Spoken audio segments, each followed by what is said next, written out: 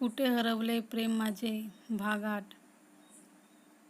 नमस्कार मित्र आणि मैत्रिणींनो, मला असे वाटते की कुणालाही चांगल्या स्टोरीज आवडत नाही आणि सर्वजण वाईट स्टोरीजकडे वळत असतात. प्लीज तुम्ही तरी माझ्या चॅनलला सबस्क्राईब करा आणि बेल आयकन्स प्रेस करा, जेणेकरून तुम्हाला प्रत्येक व्हिडिओची नोटिफिकेशन मिळत राहील. चला तर सुरू करूया आजचा भाग. खटखट असा दरवाजा ठोकल्याचा आवाज येतो. May I come in Priya ma'am? Priya: अरे अर्णव कम. हा अर्णव सरनाईक प्रियाच्या BPOमध्ये व्यवस्थापकीय संचालक म्हणजेच मॅनेजिंग डायरेक्टर पदावर कार्यरत असतो. तो बाहेर उभा राहून त्यांच्यातील कन्व्हर्सेशन ऐकत असते आणि त्यांच्यातील जवळीक बघत असतो, पण आत येत नाही. त्यांना जास्तच जवळ बघून तो बाहेरच थांबला असतो. त्याची हिंमतच होत नाही, पण काम जास्तच महत्त्वाचे असल्याने तो आत जाण्याचा विचार करतो आणि डोअर नॉक करून येण्याची परमिशन मागतो. अर्णव: प्रिया मॅडम, आता आपण कसे आहात? प्रिया: अरे मला काय झालंय, मी तर बरी आहे. Arnav: thank God. प्रिया: पण तू इथे कसा आणि का? अर्णव: सगळं सांगतो मी बसू शकतो का? प्रिया: अरे हो बसून घे, पाणी पी आणि मग सांग, त्यात काय यार. अर्णव आणि प्रिया एकमेकांना इतकं चांगल्याने कसं ओळखतात? ते दोघे इतके जवळ आल्यासारखे का बोलत आहेत? हे सर्व प्रश्न अजितला पडलेले बघून अर्णवचे इंट्रोडक्शन आधी अजितला देते. Priya: let me introduce mister Arnav Sarnaik. He is a managing director of my office. Such a brilliant personality, allrounder and what not, and such a good friend as well as such a good person. इतकं सर्व प्रिया एखाद्याबद्दल बोलतंय हे ऐकून अजितला जडकुकडा possessive boyfriend cum friend बाहेर आला आणि त्याच्या चेहऱ्यावर एक असं एक्सप्रेशन आलं जसं की त्याला अर्णव आवडलाच नाही. हे प्रियाने हेरले, पण ते अजितला माहीतच नव्हते. तो थोडा बेडवर पडला, कारण जेव्हा प्रिया आणि अजित बोलत होते तेव्हा तो थोडा उठून बसला होता. अर्णव: किती तारीफ करणार आहात मॅडम माझी, पुरे आता बोर होतील सर. प्रिया: अरे मग न करायला काय झालं, तू आहेसच तसा. बघ ना, मी नसताना सर्व कसं चोख सांभाळतो. बरं सांग, काय सांगणार होतास? अर्णव: हो, ते झालं असं की मला आज ऑफिस वर्कबद्दल आपल्याला रिपोर्ट करायचं होतं, त्यामुळे मी शारदा अपार्टमेंटला घरी गेलेलो होतो, पण तिथे लाक असल्यामुळे मी तुमच्या रोजच्या कॉलेज रोडने निघालो. मला तुम्ही समोर काही अंतरावर जाताना दिसल्या. स्कूटी ओळखीची होती म्हणून मी सहज हेरलं, त्या तुम्हीच असणार. मी स्पीड वाढवणार इतक्यात माझ्या मागून वेगाने 4 हेल्मेट घातलेले बायकर्स पुढे निघून तुम्हाला ओव्हरटेक करताना मला दिसले. मला त्यांचा काहीतरी प्लॅन आहे असे जाणवले, म्हणून मी माझ्या बाईकचा स्पीड कमीच ठेवून त्यांच्यावर नजर ठेवून होतो. काही वेळानंतर त्यांनी जेव्हा तुम्हाला दोघींना घेरायला सुरुवात केली, तेव्हा मी माझी बाईक थोड्या अंतरावर उभी ठेवून एका झाडामागे लपून बसलो. सोबत नेहमी माझा स्पाय कॅमेरा असल्याने मी तो सुरू केला. झालेला सर्व प्रकार मी त्या कॅमेऱ्यात कॅप्चर केला होता आणि सर्व प्रकार बघून थक्क झालो. तुम्ही इतक्या सरळ मार्गी, तुमचा शत्रू कोण असू शकतो? लगेच इकडे यायला निघणार होतो, पण हे सर्व एका पेनड्राईव्हमध्ये कॉपी करूनच तुम्हाला भेटेल म्हणून ऑफिसमध्ये जाऊन हे सर्व कॉपी केले आणि लगेच इकडे यायला निघालो. ॲम्ब्युलन्सवर नाव वाचलं, त्यामुळे हॉस्पिटलची माहिती होती आणि इकडे पोहोचलो. आता तुमच्या समोर आहे. कोण होते ते लोक मॅडम? अजित तर आता उठून बसला होता. अर्णवची हिंमत आणि बुद्धी बघून तो आणि प्रिया फार डोळे विस्फारून त्याच्याकडे बघतच होते. त्यांना त्याचा आभार कसे मानावे हेच कळत नव्हते. खरंच अर्णवने जे काम आज केले होते ते कौतुकास्पद होतेच. प्रिया: खरंच यार अर्णव, तू किती धाडसाचं काम केलंस. तुझं मी जितके आभार मानले तितके कमीच होतील. नेहमीच तू ऑफिसमध्ये सुद्धा सगळ्यांवर नजर ठेवून असतोस, त्यामुळे मला MBA करणं झेपतंय, नाहीतर ऑफिसच्या व्यापातून मला वेळच नसता मिळाला. थँक यू सो मच यार. अजित: हो ना, आधी तर मी याला नॉर्मल समजत होतो, पण प्रिया हा तर जेम्स बॉन्ड निघाला. तू पार्ट टाइम सिक्रेट एजन्सी तर नाही ना उघडलीस का रे? Sorry guys, I am kidding. Anyways, great mister Arnav, keep it up my friend. Arnav: धन्यवाद मॅडम. धन्यवाद सर. खरं तर मी जे काही केलं ते माझे कर्तव्यच होते असं मी मानतो, कारण एखादा खरंच अडचणीत असला की त्याला प्रत्यक्ष आपण जरी वाचू शकत नसलो, पण कशा प्रकारे थोडी तरी मदत करू शकू याचा आपण विचार करायला हवा असं मला वाटतंय.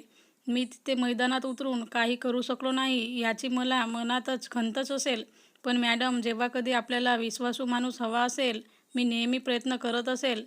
प्रिया त्याच्याकडे कौतुकाने बघतच राहिली.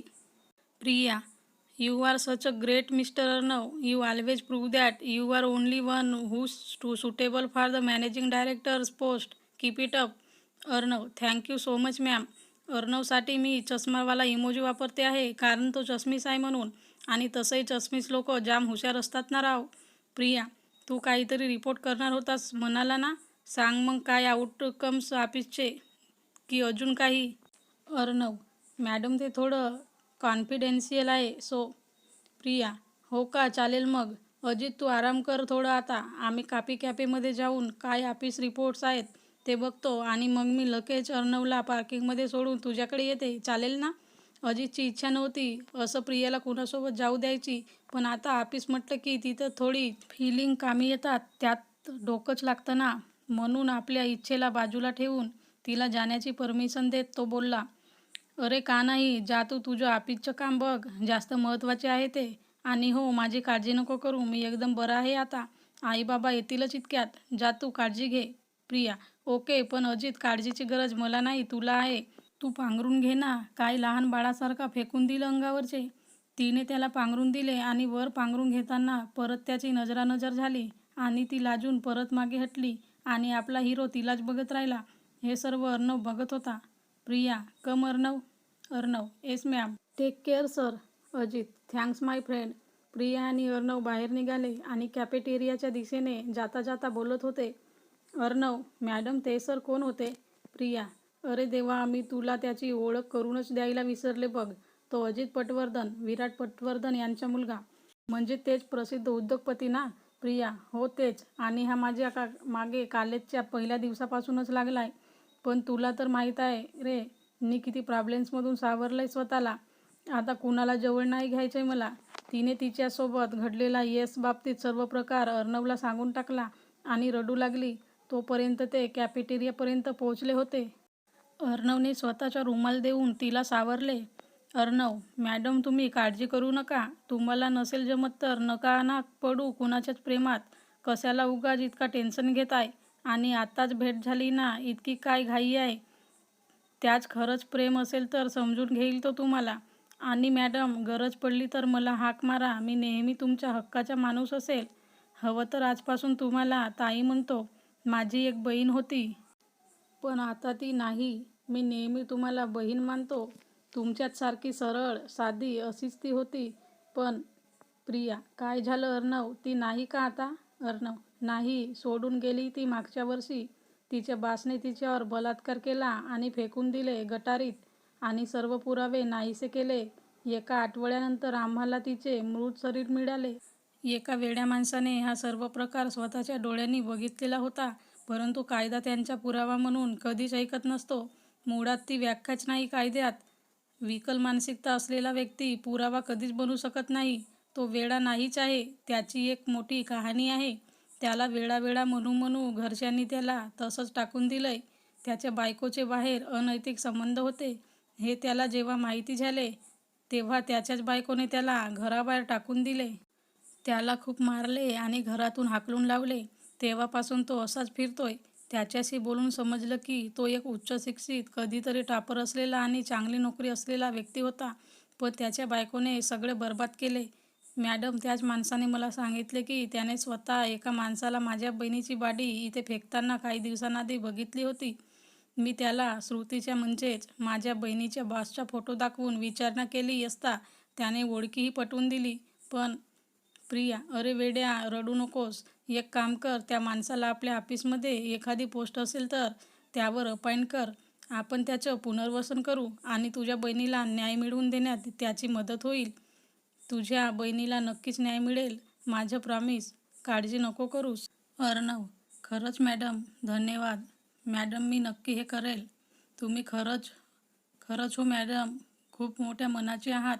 आपल्या ऑफिसमधल्या एका मुलीचे देखील तुम्ही अन्यायापासून संरक्षण करून तिचे भविष्य सुधारले. तुमचं देव चांगलेच करो.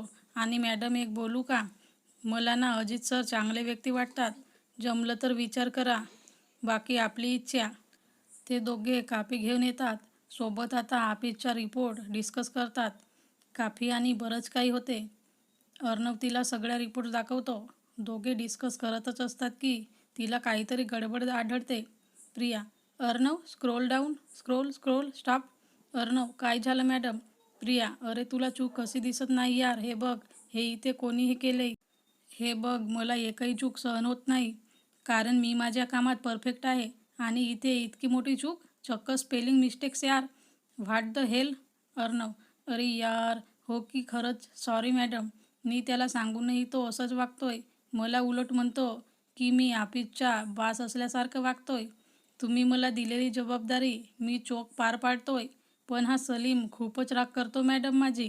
जाणून ह्या सर्व चुका करतोय आणि आता मला तर त्याच्यावर एक डाऊट आहे की तो आपल्या कंपनीचे डाटा एंट्री पासवर्ड आहेत ते बाहेर डिस्क्लोज करतोय. याने आपल्याला खूप मोठी किंमत मोजावी लागेल. प्रिया, काय? आणि तू मला हे सर्व आता सांगतोय? याचं कारण कळेल का मला? सांगण्यात इतका उशीर का मिस्टर? हे बघा मिस्टर अर्णव सरनाईक, तुमच्याशी मी वैयक्तिकरित्या चांगली वागते. याचा अर्थ हा नव्हे की आपण आपल्या कामात कसली चूक करावी. हे तुमचं काम होतं आणि तुम्ही त्यात चूक केलीत. आपण मला रिपोर्टिंग करता म्हणून आपल्या चुका मी सुधारायच्या का? मग पगार कसला घेता? मला आजचे आज हा सलीम शेख फायर झालेली अपडेट मिळायलाच हवी. बाकी मला काहीही माहिती नाही. आणि त्याच्या जागी त्या वेड्या माणसाला, काय त्याचं नाव, सगळी इन्फॉर्मेशन काढून मला भेटायला सांगा. अंडरस्टँड? अर्णव आता जाम घाबरला होता. पण तिचं कुठं चुकलं होतं? इतकं सगळं होऊन त्याने तिला रिपोर्ट शो केलेच नव्हते. ही घोडचूक होती. अर्णव, मॅडम माफ करा, मला माझ्याकडून खूप मोठी चूक झाली. ते काही नाही, मला आजच हा सलीम कामावरून फायर झाल्याची बातमी ऐकवा. वाट बघते मी. अंडरस्टँड? अर्णव, हो मॅडम, मी आजच आपल्याला सगळ्या रिपोर्ट करतोय. लगेच ऑफिसमध्ये जाऊन दोघे उरलेले रिपोर्ट चेक करतात. सगळे ओके असते. प्रिया, बघ बाकीचे एम्प्लॉईज कसे व्यवस्थित चुका न करता काम करत आहेत. हाच एक आहे ना इतक्या चुका करतोय. मला नकोच होता तो तरी, पण मी फक्त तुझ्या सांगण्यावरून त्याला ठेवून घेतले. तू सांगितलं की त्याची परिस्थिती बेताची आहे म्हणून मी त्याला कामावर ठेवून घेतले होते. पण आता नको, जास्त होतंय. आपलाच लॉस आहे पुढे. एक चूक ही भारी पडू शकते. आपण इंडियन नाही तर फॉरेन कंपनी डील करतोय याची तरी माहिती असू देत.